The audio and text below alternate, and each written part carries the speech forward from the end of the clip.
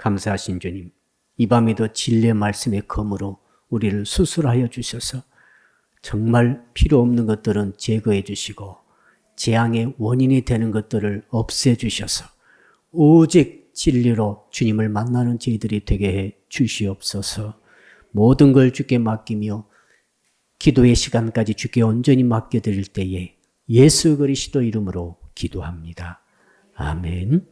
자, 오늘 주시는 말씀을 찾아서 교독으로 봉독하겠습니다. 이사야서 29장입니다. 13절부터 16절의 말씀입니다. 구약 성경 1000쪽을 펴주시기 바랍니다. 이사야서 29장, 제가 먼저 13절의 말씀을 읽겠습니다.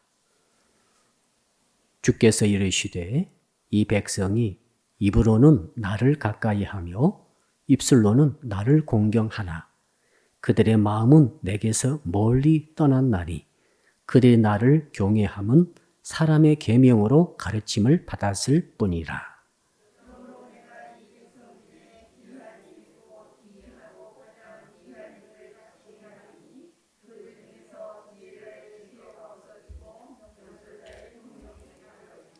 자기의 계획을 여호와께 깊이 숨기려 하는 자들은 화 있을진저 그들의 일을 어두운 데에서 행하며 이르기를 누가 우리를 보랴 누가 우리를 알랴 하니.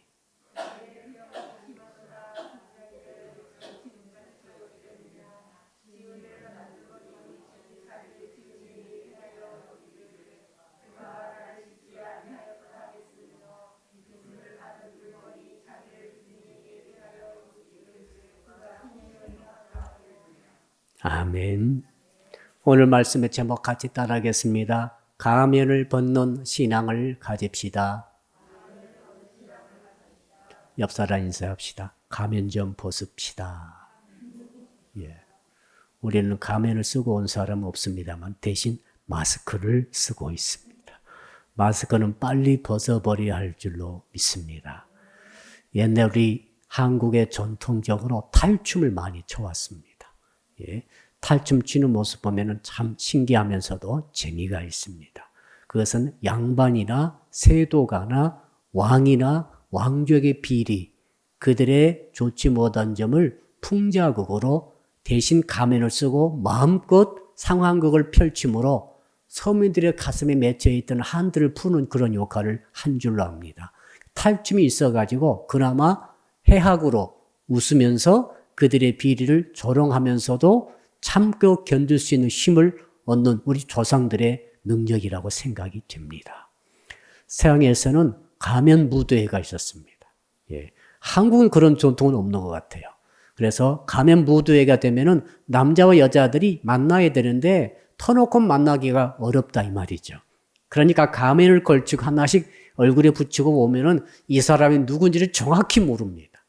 이 사람의 신분, 이 사람의 체면, 이 사람의 사회적 위치도 다 없어져 버리고 오직 가면만 딱 있고 남자와 여자만 구별되는 것이죠. 자, 그러니까 그날 밤만큼은 모든 신분과 사회적 체면도 다 던져버리고 사회적 규율도 던져버리고 그냥 남자와 여자로 만나자. 얼마나 신이 났겠어요.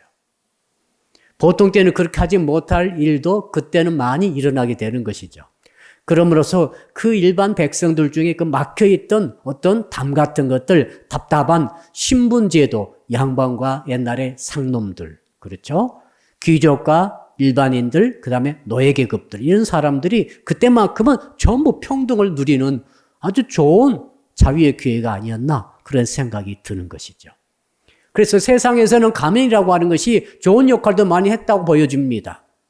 그런데 영적으로는 반대입니다. 하나님 앞에서는 가면 쓰고 나올 수가 없습니다. 왜 그런가 하면은 사람들은 말이죠. 일단 눈에 보이는 것을 중요시합니다. 눈에 보이는 얼굴, 눈에 보이는 모습, 눈에 보이는 교회 생활, 눈에 보이는 모든 행동, 일단 이것을 중요시하고 이것이 저 사람의 진실한 모습일 것이라고 일단은 받아들입니다. 그리고 조금 이제 그 다음에 이제 그 얼굴 속에 들어있는 마음, 그분의 생각, 그분의 의도, 그분의 진짜 아무도 없을 때 행하는 행동이 무엇일까라고 짐작하고 상상하는 것에 그치게 되는 것이죠. 그래서 모든 인간의 판단과 가치의 이 중심에는 겉으로 드러난 그 모습이 중요한 거죠. 현상이 중요한 거죠. 한번 따라할까요? 현상이 중요합니다. 그러나 하나님은 현상이 중요하지 않아요. 하나님께서는 진실이 중요합니다. 하나님은 진리가 중요한 거죠. 하나님은 겉이나 속이나 다 보십니다. 얼굴도 보시지만 얼굴 속에 마음의 얼굴도 보십니다. 가면도 보시지만 가면을 벗겨버린 속 알맹이 얼굴을 보게 되시는 것이죠. 뿐만 아니라 행동도 보시지만 행동을 일으키는 생각도 보십니다. 이게 엄청난 거죠. 우리는 행동 보면 저 사람 너무너무 착합니다 하지만 하나님 아니다 악하다 할 수 있어요. 악한 생각으로 착한 행동할 수 있습니다. 그렇죠? 좋지 못한 동기로 선행을 할 수도 있습니다. 고약한 마음씨를 가지고 고운 말을 할 수도 있습니다. 얼마나 차이가 많습니까? 우리는 잘 모릅니다. 솔직히. 자기가 말하기 전에는 모르는 거예요.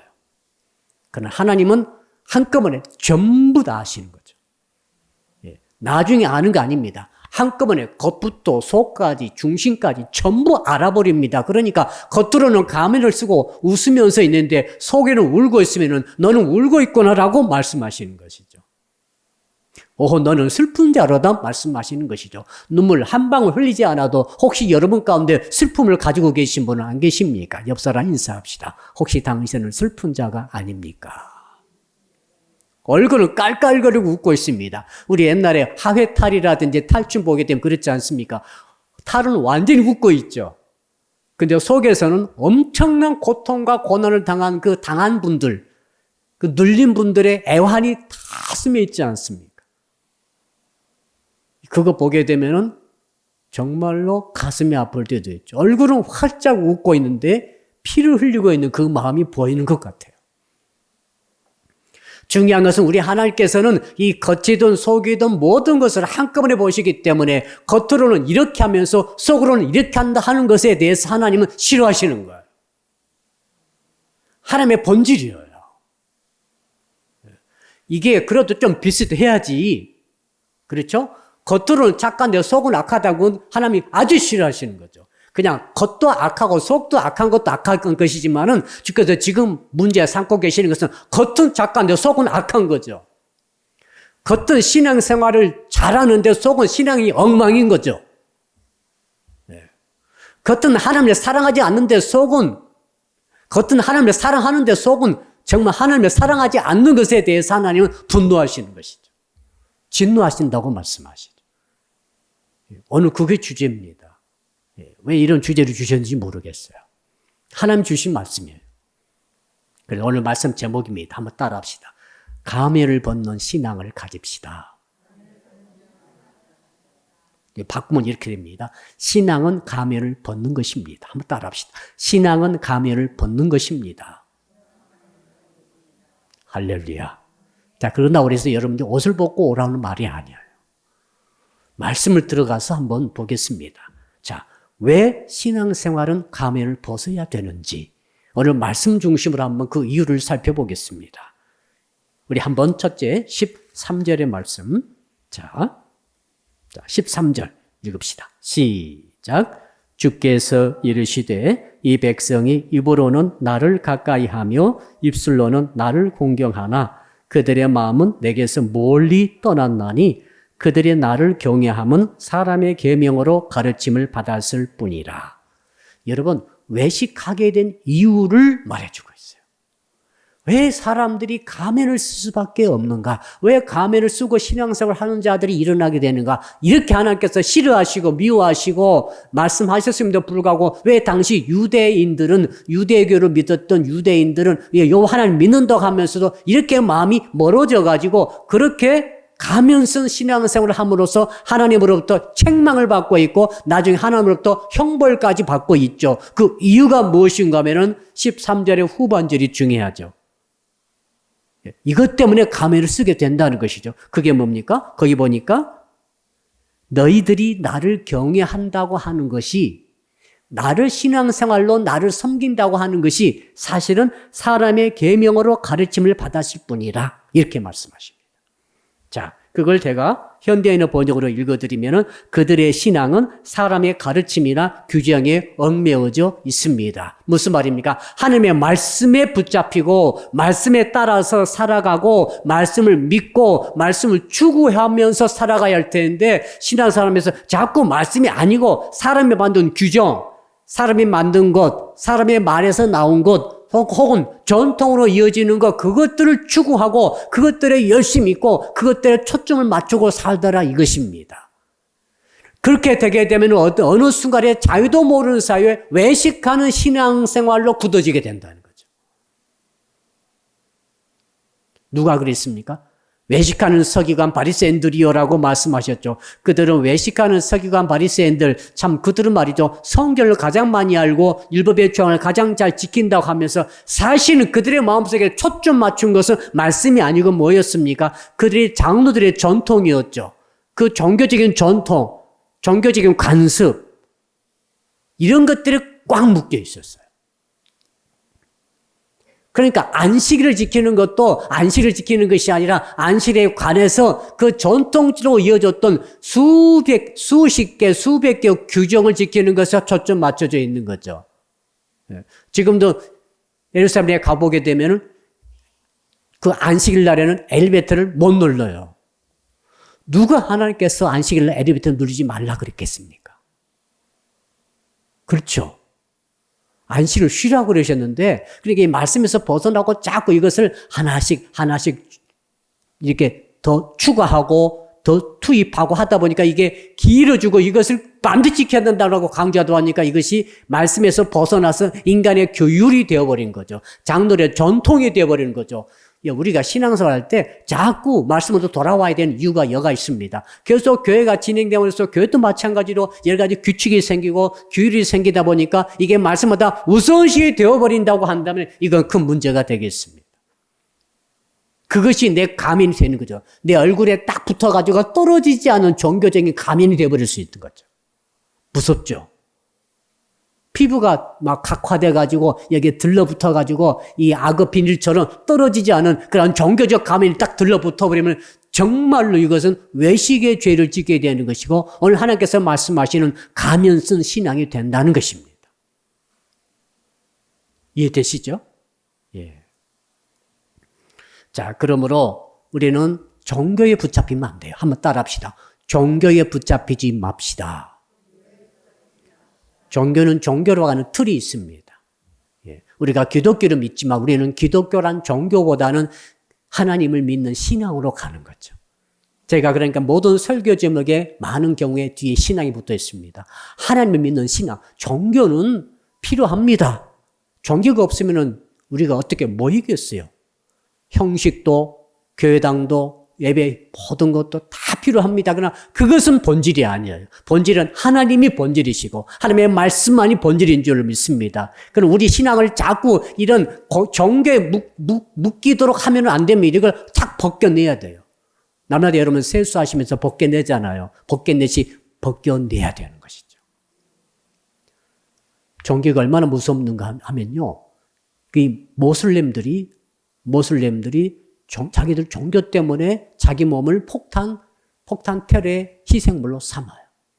자기 몸을 산산조각 내면서 폭탄 터뜨려서 상대방을 수없이 죽이면서 이것이야말로 이것이 신이 하나님이 내게 주신 소명이고 나는 그러면 천국 간다라고 생각하면서 그렇게 되는 거예요. 이게 종교거든요.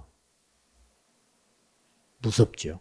티베트 라마 종교가 있지 않습니까? 그 사람들이 오보 1배 그러니까 5걸음하고 한 번 절하고 이것을 하루에 6kg 내지 8kg 한답니다. 너무 이게 다 까지니까 여기다가 아주 그 야크라고 하는 두꺼운 가죽으로 앞치마를 쫙 입고 그다음 무릎이라든지 팔꿈치 여기에 그 나무로만든 게다짝 같은 것을 다 붙이고 5번 절을 할 때 딱 그거 뭐 눈바닥이든 뭐 얼음바닥이든 상관없이 계속 절을 하면서 가야 됩니다. 5번 절하고 머리를 땅에 딱 대야 돼요. 얼마나 힘들겠어요. 우리는 2번만 해도 힘들겠어요. 근데 하루에 6km 내지 8km를 그렇게 하루 종일 그렇게 가고 그 노숙하고 일어나서 또 아주 검소하게 먹고 말이야. 겨우 먹고 그다음 또 그렇게 가고 그래가지고 1년 반을 수도인 라마까지 가는데 무려 그 한 1500km 되죠. 그걸 1년 반을 거쳐 가는 것이죠. 그러면서 어떻게 생각하는가 하면 이렇게 함으로써 내가 나를 구원하고 나의 가족들을 구원한다, 내 친지들을 구원한다라고 생각하는 거죠. 이게 종교거든요. 그렇게 하는 사람이 수두룩해요. 어떻게 이해를 시켜야 되겠습니까?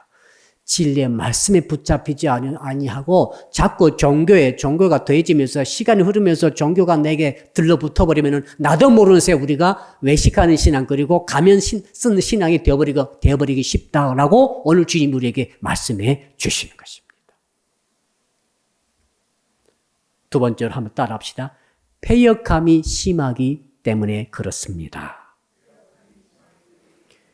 왜 가면을 우리가 벗어야 되는가? 패역함이 심하다고 주께서 말씀하시죠. 우리 16절 한번 읽어볼까요? 여러분 16절 깁니다마는 시작. 너희의 패역함이 심하도다. 토기장이를 어찌 진흙같이 여기겠느냐? 지음을 받은 물건이 어찌 자기를 지은 이에게 대하여 이르기를 그가 나를 짓지 아니하였다 하겠으며 빚음을 받은 물건이 자기를 빚은 이에게 대하여 이르기를 그가 총명이 없다 하겠느냐? 이게 패역이라고 하는 단어는 순서가 바뀌었다 이 말이에요. 자, 페류나가 누굽니까? 페류나는 부모를 자기 자식처럼 여겨버리는 거예요. 부모보다 자기가 위에 올라간 처럼 욕도 하고 때리기도 하고 학대도 하고 별짓을 다 하는 거. 이거 페류나죠. 뒤집혔다 이거죠. 부모와 자식이 뒤집혀 페류나죠. 하나님은 창조자이시고 우리는 피조물인데 피조물이 창조에 대해서 당신이 나를 지었어? 뭐라고 하는 것이죠. 가면서 신앙은 그런 것이라고 말하고 있는 것이죠. 하나님께서 왜 싫어하신지 아시겠죠. 이건 패역이기 때문에 패역이 아주 심하기 때문이라고 말합니다. 자, 사람이 자동차를 만들었는데 자동차가 어느 날 내가 딱 타려고 그러니까 자동차가 뭐라고 하는가 하면 네가 나를 탈 만한 자격이 있느냐? 차가 나한테 그러는 거예요. 그리고 또 이렇게 말하는 것이죠. 네가 사람을 향해서 네가 언제 나를 만들었어? 피조물이 창조자인 사람에 대해서 그렇게 말한다면 그건 패역이 된 거죠. 이래서는 안 된다는 거죠. 자, 토기장이가 그릇을 만들었는데 어느 날 그릇이 말하려 당신이 나를 만들었어? 네가 나를 만들었니? 왜 이렇게 미련하니? 이렇게 말했다는 거야. 자, 우리가 가면 쓰는 신앙을 생활을 한다는 것은 하나님이 보실 때는 그와 같다는 것입니다. 네가 내가 누구인지를 알고 내가 너를 창조한 자고 내가 너의 겉모습, 속모습, 중심모습, 너 하나까지 모든 것을 다 알고 있는 나 하나님이신데 내가 창조했는데 너는 그렇게 내 앞에서 가면을 쓰고 있느냐? 그것이 나의 눈을 네가 가릴 줄 알았느냐? 근데 버젓이 그렇게 가리면서 예배를 드리고 종교 행위를 계속 하는 거예요. 그러니까 하나님께서 패역이 심하도다라고 말씀하신 것이죠. 기가 막히죠. 여러분 이런 일을 안 당해봐서 그렇죠. 여러분 이거 한번 보면요 뒤집혀요 정말. 예, 뒤집힌다고요. 그러니까 자 아랫사람이 젊은 20대 청년이 얼마 전에 60대 택시기사를 끌고 나와가지고 길바닥에서 두들겨 막 패는 거예요. 여기 보셨죠? 그거 볼 때 어떤 생각이 들어요? 이 젊은 사람이, 젊은 놈이라고 해야 되겠습니다. 나이 드신 택시기사를 술 먹고 토했다고 뭐라고 그러니까 그냥 그렇게 두들겨 팼다는 거예요. 거의 죽기 전에 그런 것 같지 않나. 그런 생각이 들어요.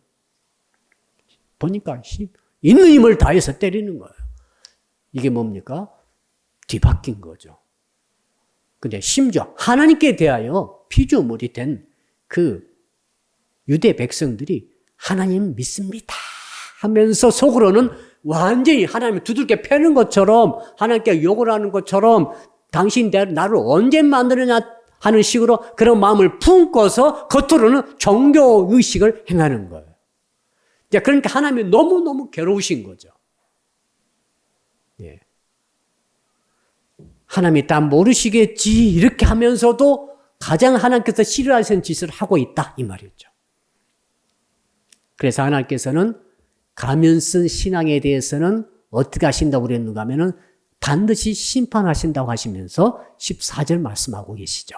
우리 14절 자 같이 읽어볼까요? 14절 시작. 그러므로 내가 이 백성 중에 기이한 일 곧 기이하고 가장 기이한 일을 다시 행하리니 그들 중에서 지혜자의 지혜가 없어지고 명철자의 총명이 가려지리라. 이 기이한 일이란 이상한 이적을 말하는 게 아니라 현대의 번역 읽어보면 이렇게 나와 있습니다. 그러므로 내가 이 백성에게 예기치 않은 무서운 형벌을 다시 내리겠다. 예기치 않는 무서운 형벌을 기이한 일이라고 번역해 놓았어요. 그러니까 이것은 형벌을 말해요. 보통 형벌이 아니라 무서운 형벌이에요. 예정된 형벌이 아니라 예기치 못할 때 갑자기 들이닥친 무서운 형벌이 오겠다. 왜요? 네가 그렇게 외식하는 신앙을 가졌기 때문이라고 말씀하십니다. 여러분, 그러니까 그 예기치 않은 형벌이 무엇인가 살펴봤더니 그 내용이 나와 있어요. 그 내용이 뭔가 하면은 그 형벌이 무슨 전쟁이라든지 이런 것도 되겠지만 오늘 본문에서는 뭐라고 나와 있는가 하면은 지혜자의 지혜가 없어지고 명철자의 총명이 가려지리라. 이게 참 무슨 말인가 하면은 지혜와 명철과 지혜, 지식, 뇌의 작용이 없어져 버린 사람처럼 된다. 뇌가 작용이 안 하게 되면 어떻게 되죠? 큰 문제가 생기죠. 바보가 되는 거잖아요. 그렇죠? 우리 뇌의 작용 통해서 지혜와 지식을 얻어가지고 모든 것을 알고 판단하고 선택하고 알고 행하고 여러분 여러분 집 아시죠? 집 모르신 분 손 들어보세요. 나 집 어딘지 모르겠는데 그분 반드시 병원 가보셔야 돼요. 내가 누굽니까? 누군지 모르신 분 혹시 계세요? 안 계시죠? 모르시면 가보셔야 돼요. 치매 걸리신 분 보니까 치매는 절대로 걸려서는 안 되겠다. 왜 그런가? 내가 누군지를 몰라요. 그렇죠? 그 다음 남편이 누군지를 몰라. 내 몸으로 난 내 아들과 내 딸이 누구세요? 내 집이 어딘지를 몰라. 나중에 어떻게 되겠어요? 하나님은 누구시지? 예수님이 누구셔? 그러니까 우리 성도들 기도를 많이 하십시오. 치매는 이 지혜와 지식에 관한 병이기 때문에 뇌에 생기는 병이기 때문에 이거 걸려서는 안 됩니다. 안타깝죠. 물론 그 은혜 주시면은 그런 어려운 가운데서도 예수 잘 믿으신 분들에 대해서는 딴 거 다 잊어버렸는데 하나님만 안 잊고 있대. 예수님만 안 잊고 있다는 거예요. 그런 분도 계시더라고요. 지금 그러니까 가면 쓴 신앙을 가지고 그렇게 외식하면서 하나님을 아프게 했던 그런 자들에 대해서 하나님께서 예기치 않은 형벌을 내리시는데 지혜와 지식을 싹 없애버리겠다는 거죠. 그래서 행동하는 것이 전부 바보짓을 하고 선택이 바보짓된 선택만 하고 결정할 때마다 자기 발등을 자기 손에 든 도끼로 찍는 것처럼 그런 선택을 자기가 하는 거예요. 매번 그렇게 하는 거예요, 지금. 왜? 지혜와 지식이 없어져 버렸기 때문에. 그러니까 유대 사람들이, 이스라엘 사람들이 이렇게 외식하는 신앙 가지면서 타락해가지고 그 결정하는 것이 벌을 부끄러뜨리는 결정하는 거죠. 애국과 연합을 할 때 어떻게 됩니까? 그것이 아수르로 하여금 더욱더 강력하게 공격하게 된 빌미를 만들어버리는 일을 하게 되는 거죠.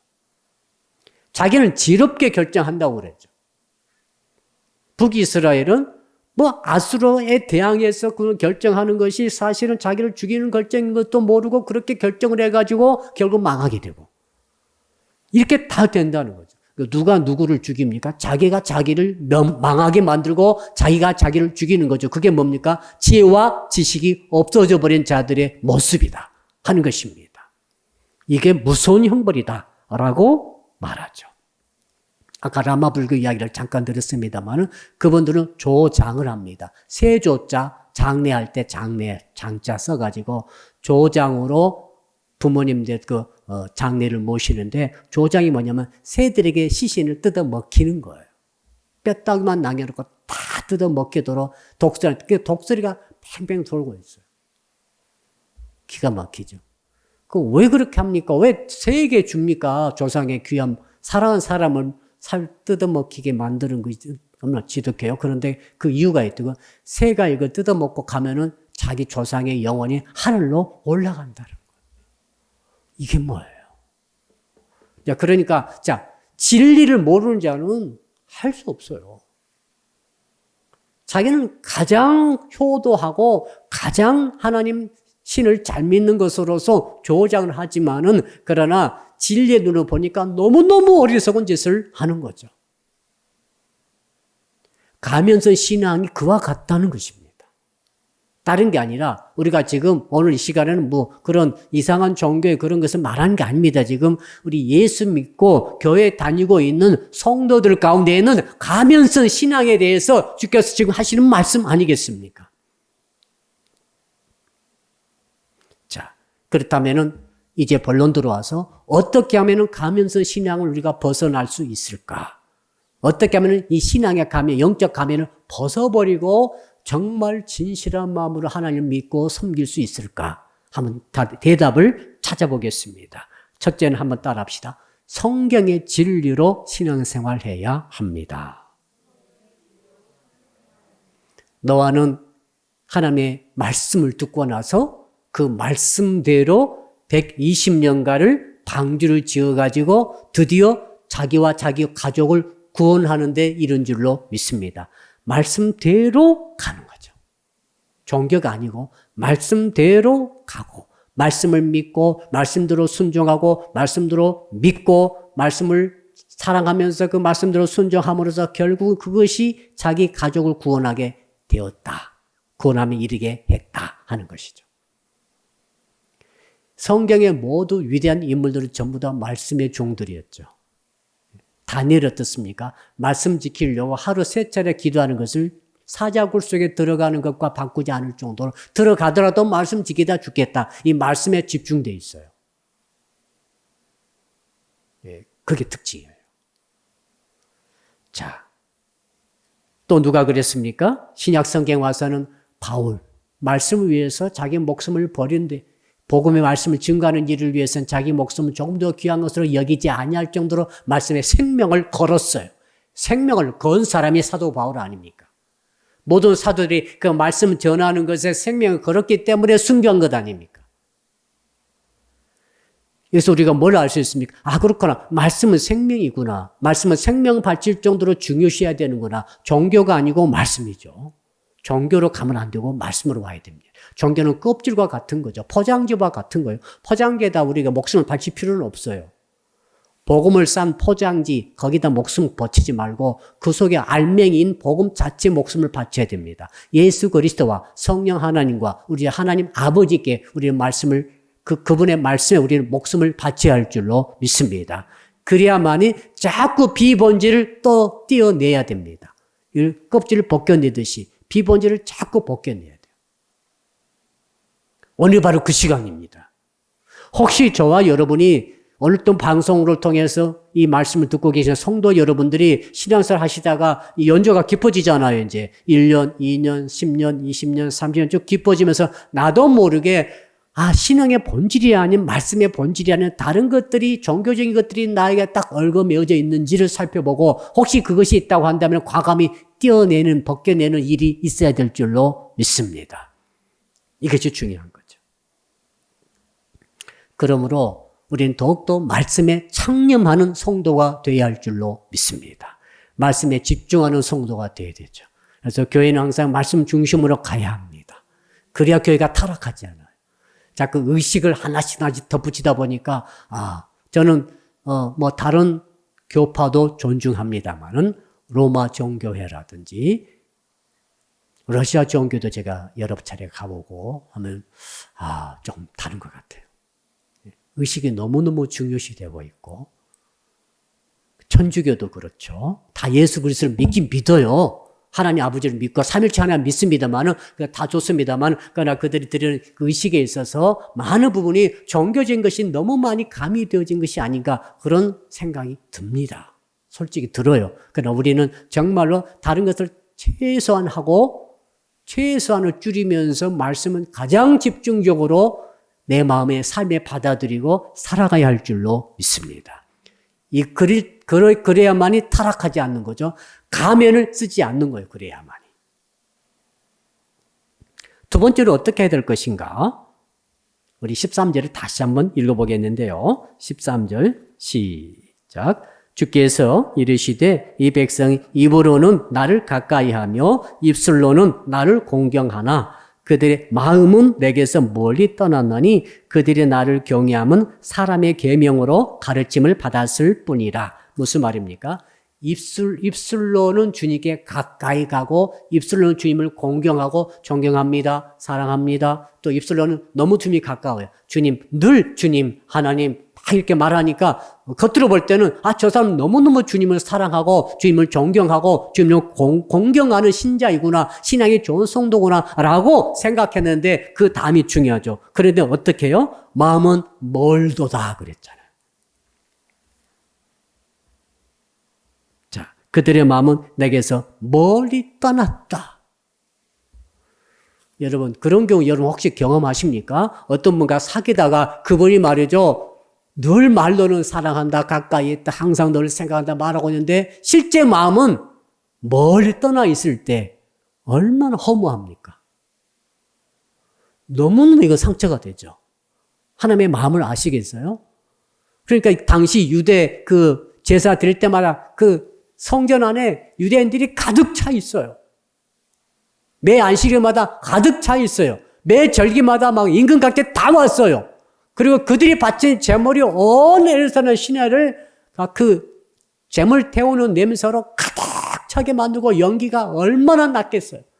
그 짐승의 목을 따서 흘리는 피가 말이죠. 그 예루살렘 성전 밑에 계곡을 졸졸졸 계곡물이 되어가지고 피가 흘러갔다고 기록되어 있어요. 그러니까 이 종교적인 분위기는 말이죠. 얼마나 끔찍할 정도로 어마어마한 거예요.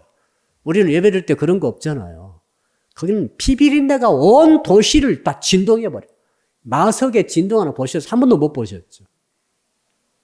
자, 그러니까 그때 뭐 6월절 절기 지킬 때 그 유대교 그 종교라고 하는 것은 어마어마한 거죠. 사람들이 영향받지 않을 수가 없어요. 이렇게 겉으로는 그렇게 하고 속은 그 마음은 다 떠났도다. 과거 동사죠. 이미 멀리 떠나버렸어. 마치 무슨 좀비 같은 거예요. 시체와 같은 사람들이 와가지고 하나님을 경배하는 것을 하나님을 전부 알고 계시지 않습니까? 다 보기 때문에 무슨 좀비 떼들이 와가지고 겉으로만 종교색을 칠해가지고 다 하나님을 경배한다고 제사 드린다고 막 하고 있는데 보니까 마음은 다 다른 곳에 다 있는 거죠. 이 모습에 대해서 하나님이 너무너무 상처받으신 것 같아요. 그래서 주님께서 이 말씀을 오늘 우리에게 주십니다. 너희들도 같다는 거예요. 너희들도 이렇게 될까봐 조심하고 주의하라는 거죠. 가슴이 뜨끔합니다. 한번 따라합시다. 가슴이 뜨끔합니다. 혹시 내가 찬양 부르다가 입술로는 막 찬양을 할렐루야 하고 막 부르는데 속으로는 정말 하나님부터 멀리 떠나가지고 집에 놔두고 떡만 생각하고 있다. 우리 청년들 잘 들어보세요. 정말 주님을 열심히 찬양하는데 정말 속으로는 내 애인만 생각하고 있어. 계속. 우리 장년대 집사님들 계속 입술로 얹고 찬양하고 예배하고 예배 드리고 있는데 정말 속으로는 정말 내 사업만 생각하고 있어. 돈만 생각하고 있어. 이거 저절로 막 회개가 나오려고 그러네. 정말 이러기 쉽다고 생각이 됩니다. 왜 그런가 하면은 우리 겉모습은 여기 있다 할지라도 우리 마음은 자유이기 때문에 그런 것 같아요. 하나님께서 자유를 주셔가지고 마음껏 생각하고 마음껏 마음을 막 여기 보내고 저기 보내고 이렇게 할 수 있는 자리가 와버렸기 때문에 그것을 잘못 이용하기 때문에 그런 것 같아요. 여러분 짐승들은 그 마음을 마음의 자유가 없는 것 같아요. 짐승 한 주인을 섬기면은 마음도 주인에게 주는 것 같아요. 제가 길을 여러 기르다 보니까 그런 것 같아요. 그분만 주인이 닿으면 끝까지 그분을 섬기죠. 끝까지 의지하고 아파도 끝까지 참고 끝까지 매달리고 주인이 버리고 가도 5년간 그 자리에 지키고 있다 하잖아요. 언제 오실까? 나를 버릴 리가 없으신 주인님. 주인을 버리고 가버렸어요. 근데 그 자리에서 5년을 살다가 죽는 거예요. 왜요? 짐승의 것이 자유가 없어요. 한번 딱 되면은 딱 그 마음이 그 뒤로 가는 것 같아요. 그런데 사람은 너무너무 간사해요. 너무너무 이중삼중적이에요. 이 모습으로 하나님께 나왔으니 하나님께서 얼마나 이것에 대해서 상처받으시고 화가 나시겠습니까? 그래서 우리는 어떻게 되겠습니까? 한번 따라합시다. 내 중심을 주 앞에 드리기를 힘씁시다. 이건 우리의 약점이에요. 여기에 완전한 사람 없어요. 아셨죠, 여러분? 여기 어떻게 누가 완전하겠어요? 그런데 이것은 우리 약점인 줄 알고 계속 내 중심을 주 앞에 드리는 훈련을 하고 예배 때마다 기도할 때마다 찬양할 때마다 주 앞에 드리는 거죠. 주여, 오늘도 저는 세상에 살면서 이렇게 외식적이고 가면서 이런 언행을 했었나이다. 혹시 지금도 내가 지금 다른 거 생각하고 있나이까? 이 죄를 용서해달라고 회개하면서 내 마음을 주님께, 내 중심을 자꾸 주 앞에 드리도록 애를 써야 할 줄로 믿습니다. 이게 기도 아니겠어요? 이게 기도예요.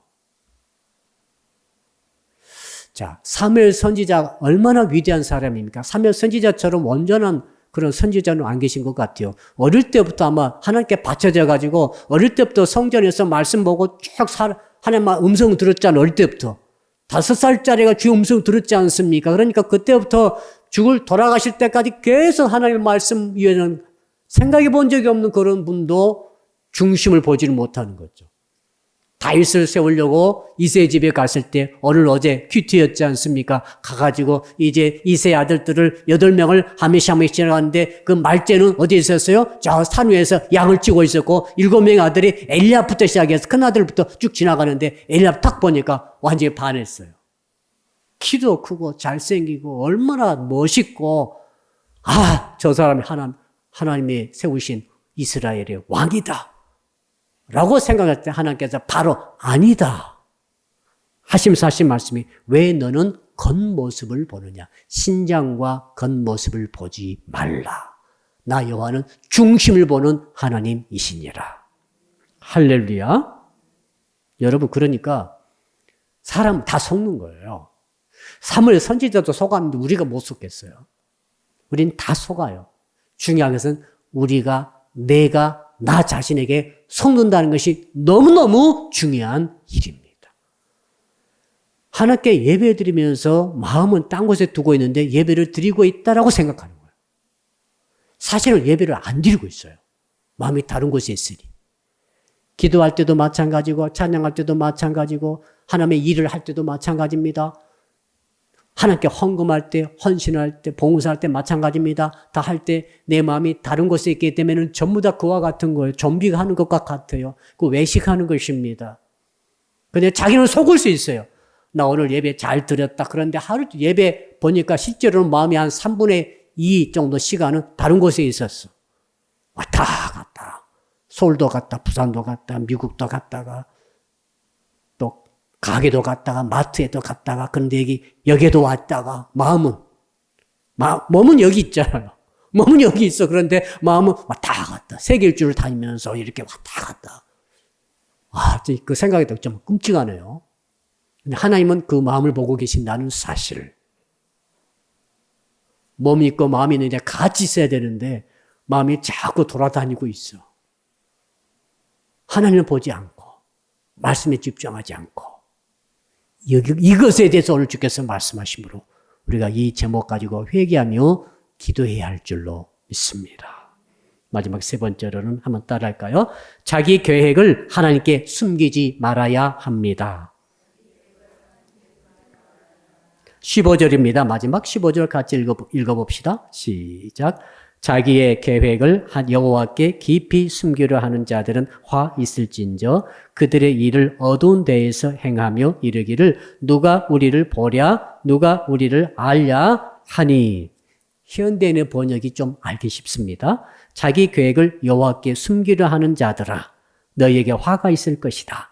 너희는 몰래 자기 일을 하며 너희 하는 짓을 보거나 아는 사람이 아무도 없을 것이라고 생각하고 있다. 누가 알고 계십니까? 하나님이 알고 계세요. 누가 보고 계십니까? 하나님이 보고 계세요. 놀라운 일이에요. 놀라운 진리예요. 근데 아무도 없는 것에 제가 막 생각하고 계획 세우고 악한 생각은 많이 하고 악한 계획 많이 짜고 별짓을 별 생각을 다 하는 거예요. 그리고 아무도 모르지라고 생각한다는 거죠. 근데 그렇지 않다고 말씀하시면서 그걸 아무도 모를 줄 아니 내가 다 알고 있다는 거죠. 내가 다 그것을 보고 있다라고 심지어 보고 있다라고 말씀하시는 것을 오늘 이 말씀을 기억해야 합니다. 그럼 어떻게 됩니까? 계획을 숨기지 말라고 그랬잖아요. 계획 숨기면 안 됩니다. 하나님 앞에 내 계획을 숨긴다는 것이 뭘 뜻하는가 하면 내가 했던 모든 생각, 계획도 포함되고 내 뜻, 내 의지, 내 의도, 내 동기, 내가 이 모든 일을 하는 것의 근본적인 마음, 이것들을 하나님께서 뭐라고 하시는 그 숨기지 말아라. 너무너무 좋은 말씀이라고 저는 생각합니다. 기도하러 올 때 어떻게 됩니까? 내 모든 숨겨진 동기를 다 짊어지고 왔어요. 짊어지고 왔습니다. 이제 어느 회사에 가가지고 그 상사가 내게 뭐라고 할 때 너무 화가 나가지고 속으로는 여러 차례 죽였는데 겉으로는 안 죽였어요. 속으로는 많이 죽였어요. 많이 때리고 죽이고 짓밟고 막 별짓을 다 했는데 겉으로는 이렇게 있었어요. 이게 화가 나면 그럴 수 있는 것이지만 그러나 주께서 보실 때 이게 참 바르지 못한 것 같습니다. 뭐 그런 또 그런 것이지만 이제 예배당에 와가지고 혹은 신앙생활 할 때 혹은 기도할 때 이 모든 일을 할 때 이렇게 지금 내 의도 계획은 뭡니까? 의도죠. 숨은 동기예요. 동기. 숨은 동기가 악랄하고 옳지 못하고 더럽혀져 있을 때에 이게 가면 쓴 것이 될 때 이것을 숨기지 말고 드러내라. 한번 따라합시다. 기도는 나를 드러내는 것입니다. 예, 그러니까 기도하실 때 여러분 누가 들으면 안 좋은 말은 방언으로 하세요. 들으면 곤란해요.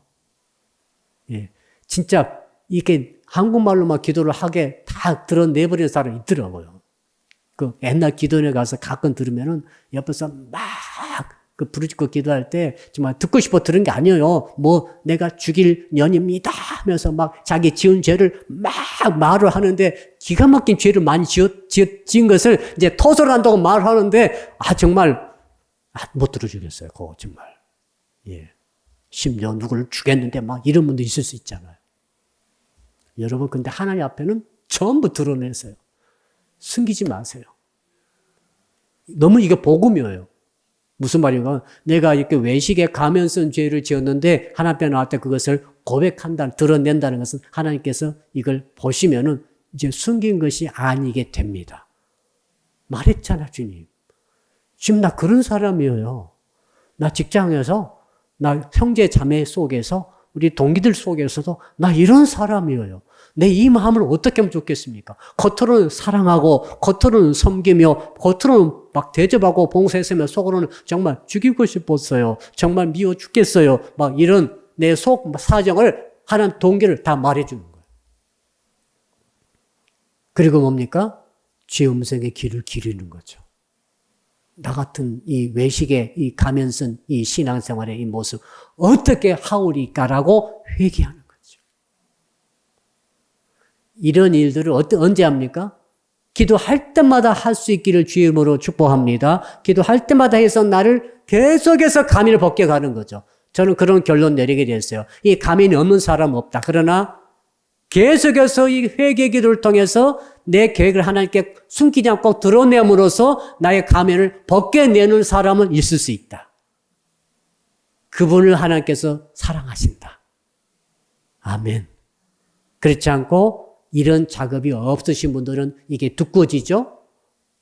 낚아주기 두꺼워지면 안 되죠. 하나님 앞에 감이 두꺼워지면 내가 죽을 때도 안 벗겨지면 어떡해요? 돌아가시기 전에 안 벗겨지면 어떻게 하냐고. 이게 이제 결론이거든요. 평생 80평, 90년, 100년, 100살 살았어요. 평생 교회 다녔어. 근데 이런 자기를 벗겨내는 기도를 한 번도 안 했어. 이렇게 두꺼워가지고 이게 종교가 덮어버린 거죠. 종교법 외식이 이게 정사인 것으로 생각하는 거예요. 우선 알겠죠? 마음을 들이지 못하고 늘 계획을 숨기고 겉으로 예배 드리면 다 된 것으로 생각해버리는 거예요. 서기관 바리새인과 똑같아요. 구원 받을까요? 못 받을까요? 절대 구원받지 못합니다. 구원 없습니다. 오늘 말씀하고 있잖아요. 외식의 죄는 구원이 없습니다. 가룟유다 보십시오.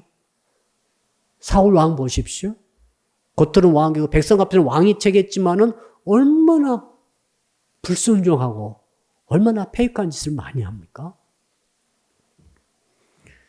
그러므로 사랑하는 성도들 오늘 본문의 말씀 붙들고 우리의 계획을 모든 동기를 점 하나 드러내고 기도하고 회개함으로써 우리의 가면을 싹 벗겨버리고 내 모습 이대로 주 앞에 드리면서 하나님과 더불어 아름다운 신앙생활 하시기를 주 이름으로 축복합니다. 아멘.